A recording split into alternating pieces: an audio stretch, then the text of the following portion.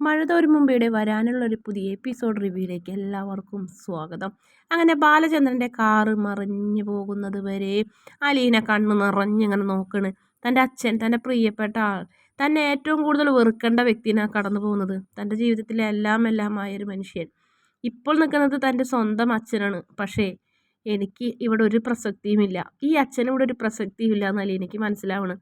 ബാലചന്ദ്രനാണ് തൻ്റെ എല്ലാം എന്നുള്ള കാര്യം തൻ്റെ മനസ്സിലെ ആദ്യത്തെ അച്ഛനും അവസാനത്തെ അച്ഛനും ബാലചന്ദ്രനായിരിക്കും എന്നും അലീന തീർച്ചപ്പെടുത്തുന്നു. അത്രയ്ക്കധികം അലീനയ്ക്ക് ആ വീടും പരിസരവും അതുപോലെ തന്നെ അവിടുത്തെ ആൾക്കാരെയും ഒന്നും ഇഷ്ടപ്പെട്ടിട്ടില്ല. അങ്ങനെ ഡ്രസ്സൊക്കെ എടുത്ത് കഴിഞ്ഞിട്ട് അലീന പോകണ്. അപ്പോൾ തന്നെ ജോലിക്കാർ വന്ന് എൻ്റെ അപ്പനൊക്കെ വന്ന് പറയും, മോളെ ഞാൻ എടുത്തോളാം, വേണ്ട എനിക്കറിയാൻ എടുക്കാമെന്ന് പറഞ്ഞ് അങ്ങനെ ദേഷ്യപ്പെട്ടിന് അലീന ഹാളിലേക്ക് പോണത്. എനിക്ക് എൻ്റെ റൂമൊന്ന് കാണിച്ചു തന്നാൽ മതി എന്ന് പറയും. അങ്ങനെ എൻ്റെ അപ്പനോട് കണ്ണോട് കാണിക്കും സ്റ്റാൻലി. റൂം കാണിച്ചു കൊടുക്കും. അങ്ങനെ റൂമിൽ ചെല്ലുമ്പോൾ അലീന ആകെ അത്ഭുതപ്പെട്ട് പോകണതിന് റൂമെന്നൊന്നും പറയാൻ പറ്റില്ല, കൊട്ടാരം അങ്ങനെ വേണമെങ്കിൽ പറയാം. അത് അത്രയ്ക്കും വലിയ റൂം, വലിയ കട്ടിൽ, വലിയ കിടക്ക, അതുപോലെ തന്നെ പില്ലോകളും ജനൽ കർട്ടൻ എല്ലാം സൂപ്പറായിരിക്കുന്നു. അലീനയ്ക്ക് അതിലേക്ക് കാല് കുത്താൻ പോലും എന്തോ ഒരു വിഷമം തോന്നി. തനിക്കിതൊന്നും അർഹതയുള്ളതല്ല എന്നൊരു തോന്നൽ. അങ്ങനെ അലീനയുടെ പിന്നാലെ പട്ടി അവിടെ വന്ന് അങ്ങോട്ടും ഇങ്ങോട്ടൊക്കെ നോക്കുന്നുണ്ട്. അലീനനെ ഭയങ്കര ഇഷ്ടമാവുന്നുണ്ട് പട്ടിക്ക്. പക്ഷേ നായ്ക്കളാണ്, സോറി പട്ടിയല്ല, നായ്ക്കൾക്ക്. പക്ഷേ സ്റ്റാൻലി പറഞ്ഞിട്ടുണ്ടാവും മുറിയിലേക്ക് കയറണ്ടാന്ന്. അതുകൊണ്ട് തന്നെ വാതുക്കൽ വന്ന് നിന്ന് അങ്ങനെ അലീന വിളിക്കിന്, നായനെ വിളിക്കും. അങ്ങനെ അടുത്ത് വന്നിട്ട് പറയും, ഞാൻ നിന്നോട് മിണ്ടാഞ്ഞത് എനിക്ക് നിന്നോട് സ്നേഹമില്ലാഞ്ഞിട്ടല്ല കേട്ടാ, എൻ്റെ മനസ്സ് വിടുന്നല്ല, ഞാൻ ഭയങ്കര വിഷമത്തിലാണ് എന്നൊക്കെ പറയും. അത് പെട്ടെന്ന് തന്നെ ടോമി എന്നൊരു അലർച്ച കേൾക്കുമ്പോൾ അപ്പോൾ ടോമി പെട്ടെന്ന് ഞെട്ടും, അലീനയും. എന്നിട്ട് ടോമി പുറത്തേക്ക് പോകും. നിന്നോട് ഇവിടേക്ക് വരരുതെന്ന് പറഞ്ഞിട്ടില്ലേ എന്ന് പറയും. അങ്ങനെ ടോമി വേഗം പുറത്തേക്ക് പോകും. അലീനയോട് ചോദിക്കും, എങ്ങനെയുണ്ട് മുറി എന്ന് ചോദിക്കും. ഇത് അതിഥികൾക്ക് താമസിക്കാനുള്ളതല്ലേ എന്ന് പറയും. അതെ. ഇത് അങ്ങനെ തന്നെ വേണം, അതിഥികളെ സ്വീകരിക്കുമ്പോൾ ഇത്ര വലിയ റൂമൊക്കെ വേണ്ടേ എന്ന് ചോദിക്കും. ഇത് കുട്ടിയുടെ റൂമാണെന്ന് പറയും. എനിക്കിതൊന്നും വേണ്ട, എനിക്കൊരു ചെറിയൊരു മുറിയും ഒരു പായയും ഒരു തലണയും മാത്രം മതി, കട്ടിൽ പോലും വേണമെന്നില്ല എന്ന് പറയും.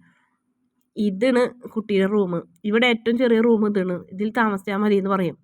അങ്ങനെ അലീന ഒരു പുച്ഛത്തോടെ സ്റ്റാൻലിയെ നോക്കണ്. അതിനുശേഷം സ്റ്റാൻലി ജോലിക്കാരെ വിളിക്കും. എന്നിട്ട് പറയും, ഈ കുട്ടിയെ കൂട്ടിക്കൊണ്ടുപോയി വീടും പരിസരവും ഒക്കെ കാണിച്ചു കൊടുക്കുമെന്ന് പറയും. എന്താണ് കാണിച്ചു കൊടുക്കേണ്ടത്? എടോ, വീടും പരിസരവും വാതിലും ഡോറും ഒക്കെ എവിടെയാണെന്ന് പറഞ്ഞു കൊടുക്കണം, ഇനി പരിചയപ്പെടാനുള്ളതല്ലേ. അപ്പോൾ കുട്ടി വായോ എന്ന് പറയും. കുട്ടിക്ക് സൗകര്യം ഉണ്ടോയെന്ന് ചോദിക്കും. ഇല്ല, സൗകര്യമില്ല എന്ന് പറയും അലീനയ്ക്ക് ആരോടൊക്കെയോ ഭയങ്കര ദേഷ്യം. അപ്പോൾ സ്റ്റാൻലി ഒട്ടും വിട്ടുകൊടുക്കില്ല. സ്റ്റാൻലി പറയും, സൗകര്യം ഉള്ളപ്പോൾ എൻ്റെ അപ്പനോട് പറഞ്ഞാൽ മതി എന്ന് പറഞ്ഞ് അയാൾ പോകും. കൂടെ ജോലിക്കാരനും പോകും. അലീന വാതിലടയ്ക്കും. എന്നിട്ട് അകത്തേക്ക് കയറി വരും. ആൾക്ക് കരച്ചിൽ വരുന്നുണ്ടായിരുന്നു. കുട്ടി സ്വന്തം മകളാണെന്ന് മറ്റുള്ളവരോട് പറഞ്ഞൂടെ, ഇതെൻ്റെ മകളാണ്, ഇവളെ കൂട്ടിക്കൊണ്ടുപോയി വീടും പരിസരവും ഒക്കെ കാണിച്ചു കൊടുക്ക്, ഇവളെ എല്ലാവരുടെയും പരിചയപ്പെടുത്തി കൊടുക്ക്, ഇങ്ങനല്ലേ പറയേണ്ടത്? കുട്ടി എൻ്റെ കടപ്പാട്ടൂര്, എൻ്റെ അച്ഛനായിരുന്നെങ്കിൽ ഇപ്പം എന്താ പറയുക, എൻ്റെ മോൾക്ക് എന്താ ആവശ്യം ഉണ്ടെങ്കിലും അച്ഛനോട് പറഞ്ഞാൽ മതി, അച്ഛൻ സാധിച്ചു തരാം, അല്ലെങ്കിൽ അച്ഛൻ സാധിപ്പിച്ചു തരാമെന്ന് പറയും. എന്ത് വേണമെങ്കിലും പറഞ്ഞോളൂ എന്ന് പറയും. എൻ്റെ മോളെന്നാണ് പറഞ്ഞിരുന്നത്, സ്വന്തം മോളല്ലാതിരുന്നിട്ട് പോലും ഞാൻ ആരാണെന്ന് അറിഞ്ഞപ്പോൾ അടിച്ച് പുറത്താക്കേണ്ടതിന് പകരം നെഞ്ചോട് ചേർത്ത് എൻ്റെ അച്ഛൻ, എനിക്ക് അങ്ങോട്ട് തന്നെ പോയാൽ മതിയായിരുന്നു. അലീനയ്ക്ക് എന്തുകൊണ്ടോ ഭയങ്കര കരച്ചിൽ വന്ന് കണ്ണീരിൽ കുതിർന്ന് അവളിങ്ങനെ നിൽക്കണ്. കടപ്പാട്ടൂർക്ക് തന്നെ പോകണമെന്ന് തോന്നൽ. വൈജയന്തിയുടെ മുഖം ആലോചിച്ചപ്പോൾ ആഗ്രഹം വേണ്ടാന്ന് വയ്ക്കിന്. എന്നിട്ട് ഡ്രസ്സ് മാറാൻ വേണ്ടി തൻ്റെ ബാഗ് തുറക്കുമ്പോൾ തിരിച്ചു വരുന്ന വഴിക്ക് ബബിത ഒരു ട്രോളി ഏൽപ്പിച്ചിട്ടുണ്ടായിരുന്നു. തുറന്നു നോക്കിയപ്പോൾ ഒരുപാട് ഡ്രസ്സുകൾ പലതരത്തിൽ അലീനയ്ക്ക് പാകമുള്ളത്, സാരി, ചുരിദാർ, സെറ്റ് മുണ്ട്, അതുപോലെ തന്നെ ജീൻസ്, ടോപ്പ്, നൈറ്റി എല്ലാതും. അലീന അതെല്ലാം വാരിയെടുത്ത് നെഞ്ചോട് ചേർത്ത് പൊട്ടിക്കരയിന്. എനിക്ക് ബബിതനെ കാണണമെന്നും ബബിതനെ കെട്ടിപ്പിടിക്കണമെന്നും തോന്നുന്നു. ഭയങ്കര സങ്കടമാവും. അലീന പെട്ടെന്ന് ഈ ഡ്രസ്സൊക്കെ അളമാരിലേക്ക് വെക്കാൻ വേണ്ടിയിട്ട് അളമാരി തുറന്ന് നോക്കുമ്പോൾ അലീന ഞെട്ടിപ്പോവും. അളമാരിൽ നിരവധി തുണിത്തരങ്ങൾ, കവറുകളൊന്നും തുറന്ന് നോക്കിയിട്ട് പോലില്ല. കുറേ ഡ്രസ്സുകൾ ഇങ്ങനെ ഹാങ്ങറിൽ തൂക്കിയിട്ടിട്ടും ഉണ്ടാവും. അലീനയ്ക്ക് വേണ്ടി സ്റ്റാൻലി സമ്മാനമായി വെച്ച് വെച്ച സാധനങ്ങളാണ് അതൊക്കെ. അതിൽ ചിലതെടുത്ത് അലീന ഒന്ന് അണിഞ്ഞു നോക്കും. ഒന്നും പാകമില്ല. 24 വയസ്സുള്ള ഒരു മകളുണ്ടെന്ന് പറഞ്ഞപ്പോൾ ഓടിപ്പോയി കുറേ സാധനങ്ങൾ വാരി കൂട്ടിയെടുത്തുന്നു. അത് കണ്ടപ്പോൾ തന്നെ അലീനയ്ക്ക് മനസ്സിലാവണ്. അലീന എന്തായാലും അതൊക്കെ അവിടെ തന്നെ വെച്ച് അലീന അലീന കൊണ്ടുവന്നത്, അല്ലെങ്കിൽ അലീന സ്വന്തം അനിയത്തി വാങ്ങിക്കൊടുത്തത് ആ ഒരു ഡ്രസ്സ് എടുത്ത് അലീന ധരിക്കണ്. അതിനുശേഷം മറ്റൊരു റൂം പോലെ തോന്നിക്കുന്നൊരു ഡോറ് കണ്ടപ്പോൾ അതൊന്ന് പിടിച്ച് തിരിക്കുമ്പോൾ ആ വാതിൽ തുറക്കപ്പെടും. അത് നോക്കുമ്പോൾ അലീന ഞെട്ടിപ്പോവാണ്. കാരണം ബാത്റൂമാണ്. കണ്ടാൽ പറയില്ല. അത്ര വലിയൊരു റൂമായിരുന്നു അത്. ബാത്റൂമെന്ന് പറയാനേ പറ്റില്ല. ഒരു കട്ടിലും കൂടെ പിടിച്ചിട്ടാൽ അതൊരു റൂം പോലെ തന്നെ അലീനയ്ക്ക് തോന്നി.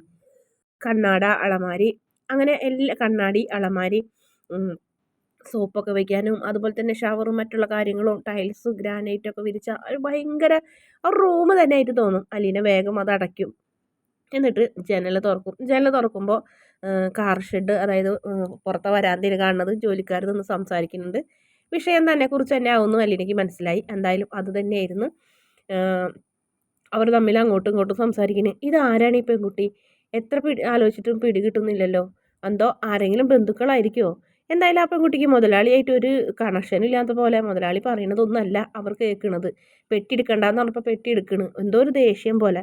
എന്തായാലും എനിക്ക് വേറൊരു സംശയമുണ്ട്. ആ പെൺകുട്ടിക്ക് മുതലാളിയുടെ മകൾ ഡാനിയമോളുടെ നല്ല മുഖച്ഛായ. അതെ, ചിലപ്പോൾ അവരുടെ വല്ല സ്വന്തക്കാരായിരിക്കും. ഇളയമ്മമാരുടെ, കൊച്ചമ്മമാരുടെ, വല്യമ്മമാരുടെ ആരെങ്കിലുമൊക്കെ ആയിരിക്കും. അങ്ങനെയാണെങ്കിൽ ഇത്ര വർഷമായിട്ട് നമ്മളിവിടെ കണ്ടിട്ടില്ലല്ലോ. നമ്മൾ എത്ര വർഷമായി ഇവിടെ നിൽക്കണ്? ഇതുപോലൊരു പെൺകുട്ടി വന്നിട്ടില്ലല്ലോ. എന്തായാലും ഈ പെൺകുട്ടിയെ കൊണ്ടുവരട്ടെ എന്ന് ചോദിക്കാനാവും അന്ന് ആ പാലക്കാരൻ വന്നത്. കോട്ടയം രജിസ്ട്രേഷൻ ഉള്ള കാറും കൊണ്ടുവന്നെന്ന് പറഞ്ഞില്ലേ, അയാളല്ലേ ഇന്നും വന്നത്. ഈ പെൺകുട്ടിയെ കൊണ്ട് ഏൽപ്പിക്കാൻ വന്നതാവും. ജോലിക്ക് കൊണ്ടുവന്നതാണോ? ജോലിക്ക് കൊണ്ടുവന്നതാണെങ്കിൽ ഇത്രയും വലിയ ആർഭാടമൊക്കെ ചെയ്യുമോ? ഈ പെൺകുട്ടി വരുന്നത് കൊണ്ടല്ലേ പെയിൻ്റ് അടിച്ചതും വീട് തിരിച്ചു വെച്ച പോലെയുള്ള സാർ ചെയ്തത്. അപ്പോൾ ഇതെനിക്ക് തോന്നുന്നു ഈ പെൺകുട്ടി സാറിൻ്റെ ആരോ ആണ്. ഈ പെൺകുട്ടിയെ സ്വീകരിക്കാനാണ് ആ റൂമൊക്കെ ഇത്ര അധികം അലങ്കരിച്ചത്. എന്തോരം ഭക്ഷണ സാധനങ്ങളും ഡ്രസ്സ് ആഭരണങ്ങൾ എല്ലാം വാങ്ങി വെച്ചേക്കണ് കണ്ടില്ലേ. അത് തന്നെയാണെന്ന് അവരിങ്ങനെ ഉറപ്പിക്കുന്നു. അതിനുശേഷം വീണ്ടും കാണിക്കുന്നത് നമ്മുടെ ബാലചന്ദ്രൻ്റെ വീടിന്. ബാലചന്ദ്രനെയും കാത്തിങ്ങനെ സിറ്റ് ഔട്ടിൽ ഇങ്ങനെ ഇരിക്കുന്ന മക്കളും കൂടെ മനു ഉണ്ട്. എന്തായി വിശേഷങ്ങൾ അറിയാൻ വേണ്ടിയിട്ടാണ്. മനുവിന് വീട്ടിലേക്ക് തിരിച്ച് പോകാൻ തന്നെ തോന്നുന്നില്ല. അങ്ങനത്തെ ഒരു സാഹചര്യത്തിൽ മനു അവിടെ നിൽക്കണം. അങ്ങനെ ബാലചന്ദ്രൻ്റെ കാറ് വന്നപ്പോൾ എല്ലാവരും ആകാംക്ഷയോടെ കാറിൻ്റെ ഉള്ളിലേക്ക് നോക്കും. അവിടെ ഇഷ്ടപ്പെടാത്തതുകൊണ്ട് അച്ഛൻ അലീന ചേച്ചിനെയും കൊണ്ട് തിരിച്ച് വന്നിട്ടുണ്ടാവും എന്നിങ്ങനെ രോഹിത്തും ബബിതയൊക്കെ ഇങ്ങനെ ആലോചിക്കണേ. അങ്ങനെ ആയിരിക്കണേന്ന് അവർ പ്രാർത്ഥിക്കുകയും ചെയ്യുന്നുണ്ട്. എന്നിട്ട് ബാലചന്ദ്രൻ കാറിൽ ലൈറ്റ് ഇട്ട് ഡോർ തുറന്നപ്പോൾ കാറിൻ്റെ ഉള്ളിൽ ആരും ഇല്ലയെന്ന് മനസ്സിലാവണം. അങ്ങനെ അവർക്ക് ഭയങ്കര നിരാശയാവും. അതിനുശേഷം മനു നീ എപ്പോൾ വന്നടാ എന്നിങ്ങനെ ബാലചന്ദ്രൻ ചോദിക്കും. ഞാൻ രാവിലെ വന്നാണെങ്കിലേ വിശേഷങ്ങൾ അറിയാൻ വേണ്ടി ഇവിടെ ഇരുന്നതാണ്. അലീനനെ കൊണ്ടുപോയിട്ട് എന്തായി അലീനയുടെ അവസ്ഥയൊക്കെ അറിയാൻ വേണ്ടിയിട്ട് പറഞ്ഞാൽ എന്താവാൻ ചേച്ചിക്ക് വിഷമം ഉണ്ടാച്ചാന്ന് ചോദിക്കും. വിഷമമൊക്കെ ഉണ്ട്, നല്ല കരച്ചിലായിരുന്നു. പക്ഷേ അവൾക്ക് ഇവിടെ നിന്ന് പോയല്ലേ പറ്റുമെന്ന് പറയും. അച്ഛൻ ഇങ്ങോട്ട് കൊണ്ടുവരായിരുന്നില്ലേ, എന്തും വരട്ടെ എന്ന് വിചാരിക്കായിരുന്നില്ലേ എന്ന് ബബിത ദേഷ്യത്തോട് ചോദിക്കും. അച്ഛാ ഇനിയെങ്കിലും പറയുക അച്ഛൻ ചേച്ചിനെ എവിടെയാണ് കൊണ്ടാക്കിയേക്കണമെന്ന് ചോദിക്കും. അത് കുളത്തൂപ്പുഴ എന്ന് പറഞ്ഞൊരു സ്ഥലത്താണ്. അവിടെ ഒരു റബ്ബർ എസ്റ്റേറ്റാണ്. അവിടെ കമ്പനിയിൽ കണക്കൊക്കെ എഴുതാൻ വേണ്ടിയിട്ടാണ്. അതായത് ഓഫീസ് സ്റ്റാഫ് എന്നൊക്കെ പറയില്ലേ, അങ്ങനെയുള്ളൊരു ജോലിയാണ് അവളെ ഏൽപ്പിച്ചേക്കുന്നത്. അവൾ ഇനിയെങ്കിലും അവിടെ സമാധാനത്തോടെ നിന്നോട്ടെടാ എന്ന് ഇങ്ങനെ പറയണേ. ഇവിടെ നിന്നിട്ട് എന്താ കാര്യം? അപ്പോൾ കൃഷ്ണമോളും പറയും അതെ, ഇവിടെ എന്നും ദുഃഖവും വിഷമവും സങ്കടവും മാത്രമല്ലേ ഉള്ളൂ. ചേച്ചി അവിടെയെങ്കിലും സമാധാനത്തോടെ നിൽക്കട്ടെ എന്ന് കൃഷ്ണമോളും പറയും. എല്ലാവർക്കും നിരാശയാവും. ആരും ഭക്ഷണമൊന്നും കഴിക്കില്ല. ബാലചന്ദ്രൻ്റെ അസുഖം കാരണം കൊണ്ട് എന്തെങ്കിലും കഴിച്ചു എന്ന് വരുത്തും മക്കൾ. ലീന ചേച്ചി പറഞ്ഞു തന്നിട്ടുള്ളത് കൊണ്ട് തന്നെ മക്കളെല്ലാവരും പെൺകുട്ടികൾ ഭക്ഷണം വിളമ്പുകയും ആ പാത്രങ്ങളൊക്കെ കഴുകി വയ്ക്കുകയും എല്ലാ ചിട്ടയോടും കൂടി ബാലചന്ദ്രൻ ഒന്നും പറയേണ്ടി വരുന്നില്ല. അത്ര നല്ല മക്കളാക്കി മാറ്റിയിട്ടുണ്ട് അലീന ബാലചന്ദ്രൻ്റെ കുട്ടികളെ. സ്വന്തം കൂടപ്പുറപ്പാണെങ്കിലും അല്ലാതെ അവർ അത് അറിഞ്ഞിട്ടല്ല അവരും അങ്ങനെ ചെയ്തത്. എന്നാലും അലീന എല്ലാവരെയും നല്ലൊരു കുടുംബിനികളാക്കി മാറ്റിയിട്ടുണ്ട്. അതുകൊണ്ട് തന്നെ അവർക്ക് ഒന്നിനും ഒരു കുറവുണ്ടായില്ല. അലീന ചേച്ചി എന്താണോ പറഞ്ഞത് അതേപോലെ ചെയ്യാൻ തന്നെ അവർ പഠിച്ച് ശീലിച്ചു. പിന്നീട് മനുവും ബാലചന്ദ്രനും കൂടെ സംസാരിക്കുന്നുണ്ട്. അവൾക്ക് വിഷമമുണ്ടോ അങ്കിളെ എന്നൊക്കെ ചോദിക്കുമ്പോൾ വിഷമമുണ്ട്. അങ്കിളിന് എന്തൊരു വിഷമം ഇല്ലാത്തതെന്ന് ചോദിക്കുമ്പോൾ എടാ എനിക്ക് വിഷമമൊന്നും ഇല്ലാണ്ടല്ല, പക്ഷേ അവൾ പോകണം ഇവിടെ നിന്ന്. എന്താണ് ആവശ്യം?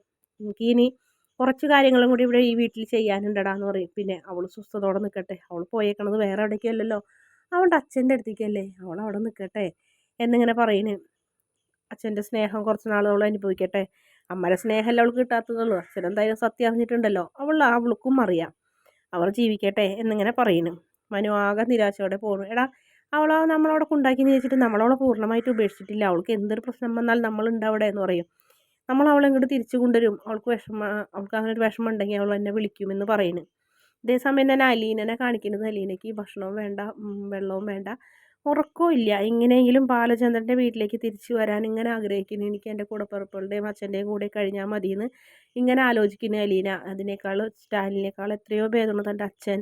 അച്ഛനല്ലാത്ത അച്ഛൻ ഇങ്ങനെ അലീന കരഞ്ഞുകൊണ്ട് ഇങ്ങനെ ആലോചിക്കുന്നുണ്ട്. വീഡിയോ ഇഷ്ടപ്പെട്ടാൽ ഈ ചാനൽ ഒന്ന് സബ്സ്ക്രൈബ് ചെയ്ത് സപ്പോർട്ട് ചെയ്യണേ.